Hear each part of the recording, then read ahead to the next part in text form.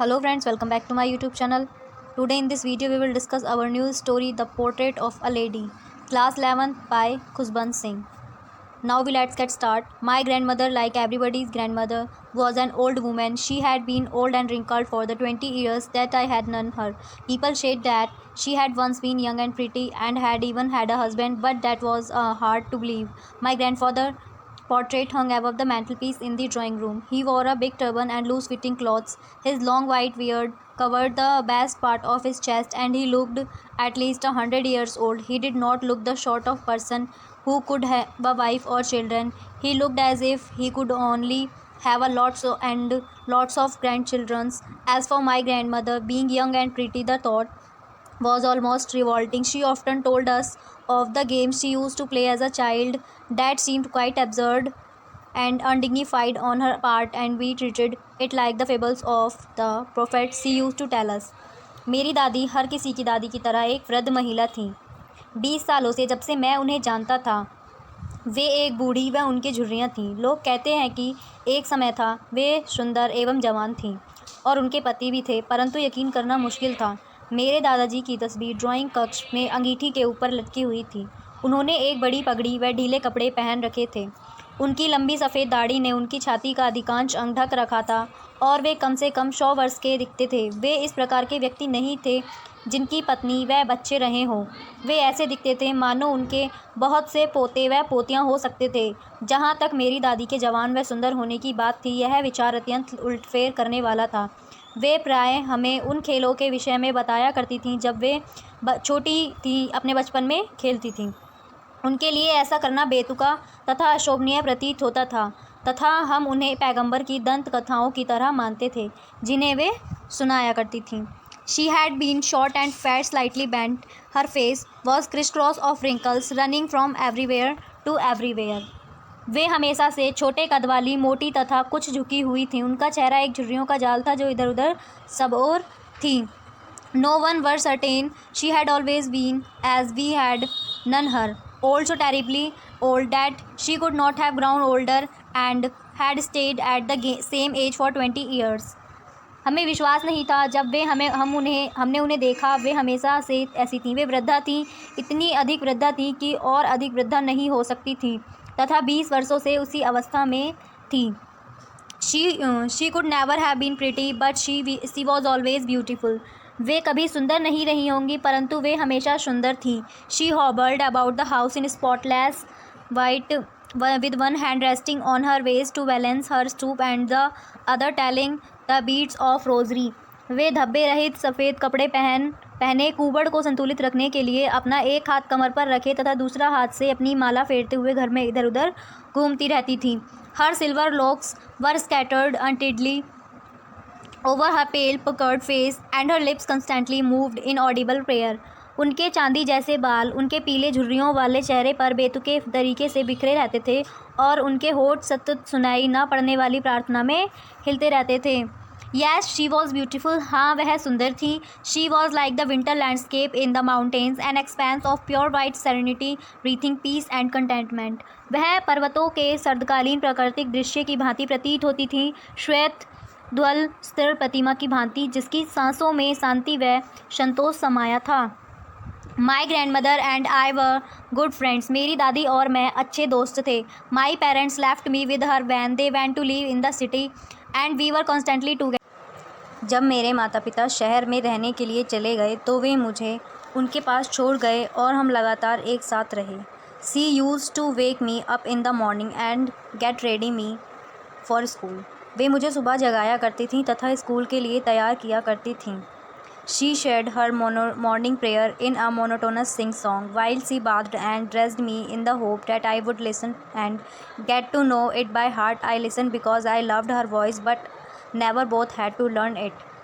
जब वे मुझे नहलाती व तथा कपड़े पहनाती थीं तो वे सुबह वंदना इस आशा से एक स्वर में गाती थीं कि मैं उसे सुनूंगा और याद कर लूँगा। लेकिन मैं इसलिए सुनता था क्योंकि मुझे उनकी आवाज़ बहुत पसंद थी, लेकिन मैंने कभी उसको याद करने के लिए नहीं सोचा कि हाँ मैं कभी उसे याद करूँ, सीखूँ। Then she would fetch my wooden slate, which she had already washed and plastered with yellow chalk, a tiny earthen ink pot and a red pen, tie them all in a bundle and hand it to me. फिर भी वे मेरी लकड़ी की तख्ती यानी slate को पहले साफ़ करते, पीली चॉक से लेप किया करती थी और फिर उसके बाद एक छोटी सी मिट्टी की दवात तथा एक लाल रंग की कलम निकाल कर लाती। सभी को एक बंडल में बांधकर उसे हाथ में पकड़ा देती थी। After a breakfast of a thick, सुबह मतलब नाश्ता जो है वो भारी होने के बाद, सुबह का नाश्ता भारी होने के बाद, stale chapatis with a little butter and sugar spread on it, बासी रोटी में ज़रा सा मक्खन और शक्कर मिलाकर, वी वैन टू स्कूल, रोटी लेकर स्कूल चले जाते थे। She carried several stale chapatis with her for the village dogs, और वो गांव के कुत्तों के लिए अपने साथ कुछ बासी रोटियां भी ले जाती थी। My grandmother always went to school with me because the school was attach to the temple. मेरी दादी हमेशा मेरे साथ स्कूल जाती थी क्योंकि स्कूल मंदिर से जुड़ा हुआ था। The priest taught us the alphabet and the morning prayer. जो पुजारी थे वो हमें वर्णमाला और प्रातकालीन वंदना सिखाते थे। While the children sat in rows on either side of the verandah singing the alphabet और the prayer in a chorus, my grandmother sat inside reading the scriptures. बच्चे जिस समय बरामदे में दोनों कतारों में बैठकर वर्णमाला अथवा वंदना एक स्वर में गाते, मेरी दादी अंदर बैठकर धार्मिक पुस्तकों को पढ़ती थी। When we had both finished we would walk back together. जब हम दोनों काम पूरा हो जाता एक साथ घर वापस चल देते। This time the village dogs would meet us at the temple door. इस समय गाँव के कुत्ते हमें मंदिर के द्वार पर मिलते थे। They followed us to our home growling and fighting with each other for the chapatis we threw to them. जो चपातियाँ यानी जो रोटियाँ हम उनके लिए ले जाते थे, डालते थे, उनके लिए वो लड़ते और घुर्राते हुए आपस में हमारा पीछा करते थे। When my parents were comfortably settled in the city. जब मेरे माता पिता आराम से शहर में बस गए, they sent for us that was a turning point in our friendship. तो उन्होंने हमें बुलावा भेजा। यह हमारी दोस्ती का, मित्रता का महत्वपूर्ण मोड़ था। किसकी दोस्ती का महत्वपूर्ण मोड़ था? मेरी दादी और मेरा, यानी जो इसका राइटर है खुशवंत सिंह, उनकी दादी का और उनका। Although we shared the same room my grandmother no longer came to school with me. हम एक ही कमरे में रहते थे। मेरी दादी अब मेरे साथ स्कूल काफ़ी समय से नहीं गई थी। I used to go to an English school in a motor bus. अब मैं एक अंग्रेजी स्कूल में बस के द्वारा जाता था। There were no dogs in the street and she took to feeding sparrows in the courtyard of our city house. वहाँ गलियों में कुत्ते नहीं थे तो उन्होंने शहर वाले घर के आंगन में गौरैयों को चुगाना शुरू कर दिया। As the years rolled by, we saw less of each other. For sometimes, she continued to wake me up and get me ready for school. जैसे जैसे वर्ष बीतते गए, हमारा एक दूसरे से मिलना कम हो गया। कुछ समय तक उन्होंने मुझे जगाया तथा स्कूल के लिए तैयार करना जारी रखा। When I came back, she would ask me what the teacher had taught me. मतलब जब भी मैं स्कूल से वापस आता तो वो मुझसे पूछती कि अध्यापक ने मुझे क्या पढ़ाया था। I would tell her English words and would little things of western science and learning. मैं उसे अंग्रेजी के शब्द तथा पश्चिमी ज्ञान विज्ञान की छोटी छोटी बातें बताता। The law of gravity, Archimedes principal, the world being around etcetera. गुरुत्व का नियम, आर्किमिडीज का सिद्धांत तथा पृथ्वी के गोल होने की आदि की बातें बताता था। दिस मेड हर अनहैप्पी, जो कि उन्हें ना खुश कर देता था। She could not help me with my lessons. वे मेरे पाठों में मेरी मदद नहीं कर सकती थी। She did not believe in the things they taught at the English school and was stressed that there was no teaching about God and the scriptures. उन्हें विश्वास नहीं था, मतलब जो चीज़ें स्कूल में पढ़ाई जाती थी उन्हें दादी थी, उन्हें उन चीज़ों पर विश्वास नहीं था। वे इस बात से परेशान होती थी कि स्कूल में ईश्वर और धार्मिक ग्रंथों के बारे में कुछ नहीं सिखाया जाता। One day I announce that we were being given music lessons. यह बहुत, मतलब उनके अनुसार संगीत का संबंध अशोभनीय चीज़ों से है। To her, music had loud association. It was the monopoly of harlots and beggars, and not meant for gentle folk. She shared nothing but her silence meant disapproval. She rarely talked to me after that. उन्हें, मतलब इस परवेश्य व भिखारियों का एक अधिकार था तथा यह भले लोगों के लिए नहीं था। उन्होंने कुछ नहीं कहा, परंतु उनकी चुप्पी का अर्थ असहमति था। उसके बाद वे मुझसे कभी कभी बात करती थीं। मतलब म्यूज़िक की बात सुन के उनको अच्छा नहीं लगा। उनके लिए ये सब चीज़ें भिखारियों और एक अधिकारी से रिलेटेड थी। आगे पढ़ते हैं हम। When I went up to university, I was given a room of my own. जब मैं विश्वविद्यालय यानी यूनिवर्सिटी पहुंचा तो मुझे अलग से कमरा दे दिया गया। The common link of friendship was snapped.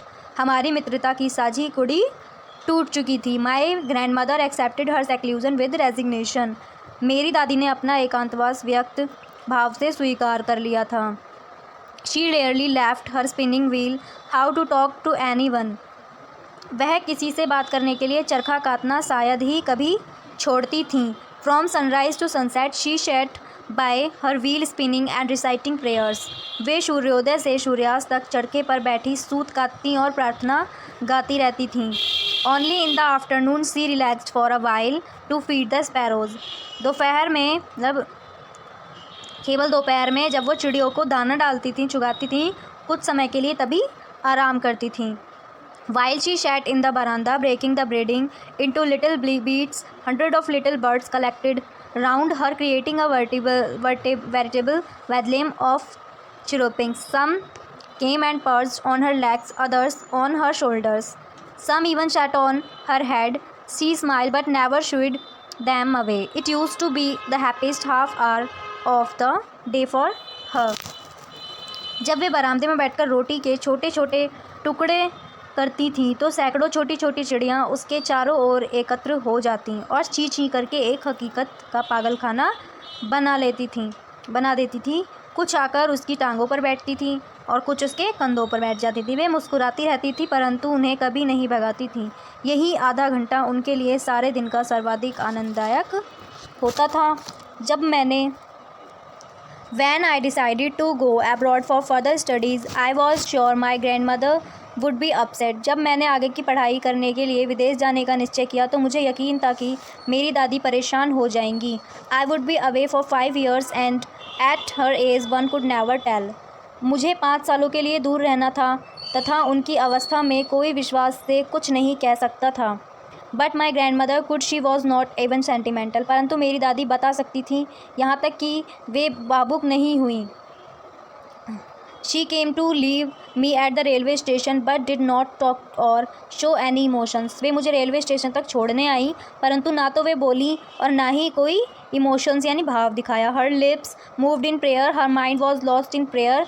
उनका जो माइंड है, मतलब जो उनके जो होठ थे वो प्रार्थना में हिल रहे थे और उनका मन प्रार्थना में खोया हुआ था. Her fingers were busy telling the beads of her rosary. उनकी उंगलियां अपनी माला को फेरने में व्यस्त थीं. Silently she skills my forehead and when I left I cherish the moist imprint as perhaps the last sign of physical contact between us.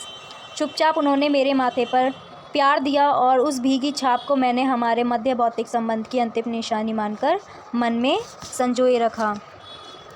But that was not so. परंतु ऐसा नहीं था. After 5 years I came back home and was met by her at the station. She did not look a day older. 5 साल के बाद जब मैं घर वापस आया तो उनसे स्टेशन पर मुलाकात की. वे एक दिन भी अधिक बूढ़ी नहीं दिखती थीं. उनके पास she still had no time for words. उनके पास अभी भी कुछ कहने के लिए वक्त नहीं था. And while she clasped me in her arms I could hear her reciting her prayers. और जब उन्होंने मुझे अपने बाहों में लगा लिया तब मैं उन्हें प्रार्थना गाते सुन सकता था. On the first day of my arrival her happiest moments were with her sparrows whom she fed longer and with frivolous rebukes. जिसको वे फिर भी जब आगमन के एक दिन जब मैं आया, मेरे को एक दिन हुआ, उसके बाद उससे सबसे अधिक खुशी कि जो उनके मोमेंट थे वो चिड़ियों के साथ ही थे जिनको वे पहले से काफ़ी देर तक गंदी गालियाँ देकर खिलाती रहीं. और in the evening a change came over her. शाम के समय उनमें एक परिवर्तन आ गया. She did not pray. उन्होंने प्रार्थना नहीं की. She collected the women of the neighbourhood. उन्होंने पड़ोस की औरतों को इकट्ठा करा. Got an old drum. और एक पुराना ढोलक लिया. एंड स्टार्टेड टू सिंग, और गाना शुरू करा। For several hours she thumped the sagging skins of the dilapidated drum and sang of the home coming of warriors. वे कई घंटे तक जर्जर ढोल की ढोल ढीली ढीली चमड़ी को पीटती रहीं तथा योद्धाओं की घर वापसी के गीत गाती रहीं। We had to persuade her to stop to avoid overstraining. That was the first time since I had known her that she did not pray. हम उन्हें ज़रूरत से अधिक मानसिक दबाव से बचने के लिए गायन बंद करने के लिए मनाना पड़ा। जब मैं उन्हें जानता था, यह पहला अवसर था जब उन्होंने प्रार्थना नहीं की। The next morning she was taken ill. अगली सुबह वे बीमार हो गई थी। It was a mild fever and the doctor told us that it would go. मतलब डॉक्टर ने हमें बताया कि उनका बुखार उतर जाएगा। But my grand mother thought differently. लेकिन मेरी दादी ने अलग तरीके से सोचती थी। She told us that her and was near, कि उन्होंने हमसे कहा कि मेरा अंत निकट है। She said that since only a few hours before the close of the last chapter of her life she had omitted to pray, she was not going to waste any more time talking to us। अतः उनके पास हमसे बातों में समय बर्बाद करने की फुर्सत नहीं थी। हमने विरोध किया, परंतु उन्होंने हमारे विरोधों को We prosted, but she ignored our prost. She lay peacefully in bed praying and telling her beads. Even before we could suspect, her lips stopped moving and the rosary fell from her lifeless fingers. A peaceful pallor spread on her face and we knew that she was dead। हमने विरोध किया, परंतु उन्होंने हमारे विरोधों को नकार दिया। वे बिस्तर पर शांतिपूर्वक लेटी हुई प्रार्थना कर रही थीं तथा माला जप रही थीं। इससे पूर्व कि हमें शंका भी होती, उनके होठ हिलने बंद हो गए तथा माला उनकी बेजान उंगलियों से गिर गई। उनके चेहरे पर एक शांत पीलापन फैल गया और समझ गए कि वो मर चुकी हैं। We lifted her off the bed and as is customary laid her on the ground and covered her with a red shroud. हमने उन्हें बिस्तर से उठाया तथा परंपरा के अनुसार ज़मीन पर लेटाकर लाल कफन से ढक दिया। After a few hours of mourning we left her alone to make arrangements for her funeral. मतलब कुछ घंटे दुख प्रकट करने के पश्चात हम उन्हें अकेला छोड़कर उनके दाह संस्कार का प्रबंध करने चले गए। In the evening we went to her room with a crude stretcher to take her to be cremated. शाम को हम दाह संस्कार के लिए अर्थी लिए हुए उनके कमरे में दाखिल हुए। सूर्यास्त हो रहा था। The sun was setting and had lit her room and बरामदा with a village of golden light. मतलब शाम जो उनके कमरे में बरामदे में सुनहरी रोशनी की चमक से जगमगा दिया था। We stopped halfway in the courtyard. हम आंगन के बीच में रुक गए। ऑल ओवर द बरामदा and in her room right up to where she lay dead and stiff wrapped in the red shroud, thousands of sparrows sat scattered on the floor. There was no chirruping. We felt sorry for the birds and my mother fetched some bread for them. She broke it into little crumbs the way my grandmother used to and threw it to them. The sparrows took no notice of the bread. When we carried my grandmother's corpse off, they flew away quietly. Next morning the sweeper swept the bread crumbs into the dustbin. पूरे बरामदे और उनके कमरे में ठीक वहाँ तक जहाँ वे कफन में ढकी हुई थी, कठोर लेटी थी। छत में हज़ारों चिड़ियाँ छत पर बिखरी बैठी थी। कोई चहचहाट नहीं थी। हमें चिड़ियों के लिए दुख महसूस हुआ और माँ ने उनके लिए रोटी ले आई। उन्हें जैसे मेरी दादी किया करती थी, रोटी के खंड खंड यानी टुकड़े टुकड़े करके पास में फेंक दिया। चिड़ियों ने उनकी ओर बिल्कुल गौर नहीं किया। जब हम अपनी दादी का शव लेकर चले, वे फुर से उड़ गईं। अगले दिन सुबह जमादार ने रोटी के टुकड़ों को झाड़ू से एकत्र करके कूड़ेदान में